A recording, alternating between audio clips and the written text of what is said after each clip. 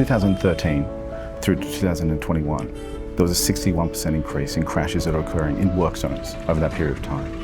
In 2021, there was 105,000 crashes that occurred.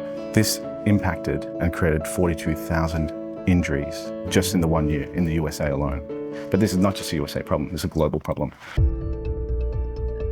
In 2013, my friend James Rapley was riding his bicycle in a bike lane in the middle of the day. A driver ran into him from behind and killed him. And I was told that driver was impaired and was using his mobile phone.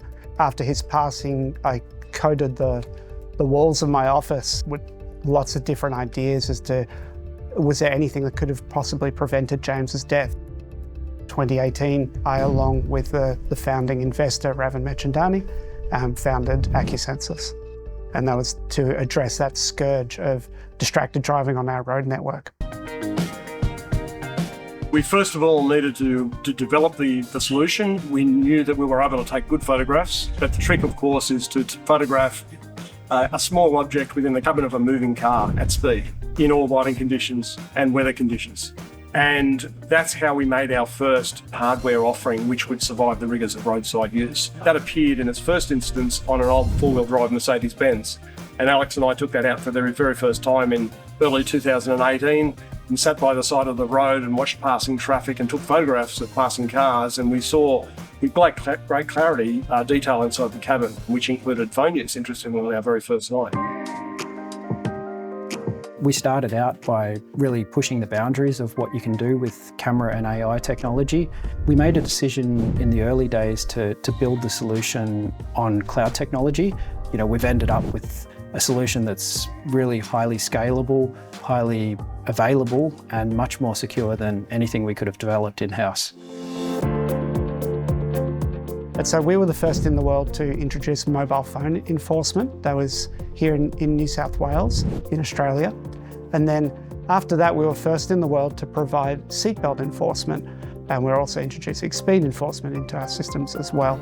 The new product lines are on impaired driving. Impaired driving is using the same core technology, but we're applying it to try to identify driver behaviours where we can see that the driver is impaired by drugs or alcohol. So doing alcohol or drug testing in a more targeted way rather than randomly. And finally, we've got a product focused on road worker safety. The technology will detect when there is a dangerous situation, a high-speed car or an erratic driver, and then provide an alert to that worker. Our technology gets better over time that we can predict and prevent these incidents from ever taking place. I started at Acusensus in July 2022 and developing from being a scale-up company and going into the phase of becoming a listed entity and eventually listing on the Australian Securities Exchange in January 2023. That brought $20 million into the business, and the $20 million was there to fund the offshore growth and the continued product growth into solving new challenges. And so Acusensus has deployed pilot technology with customers in New Zealand, Canada, the United States, South Africa, India, Spain, Belgium, Netherlands, and the UK. The very first customer we had on an ongoing basis was North Carolina State Highway Patrol. They've adopted our technology as of July 2023.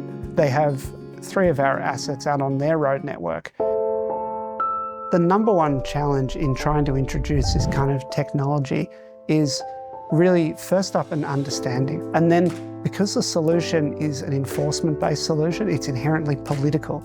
The politicians and decision makers, they can act, that the population will support them and will be behind them. The unfortunate reality is that every day you delay an intervention, depending on your country, is another 1, 2, 10, 20, 50 people who have died.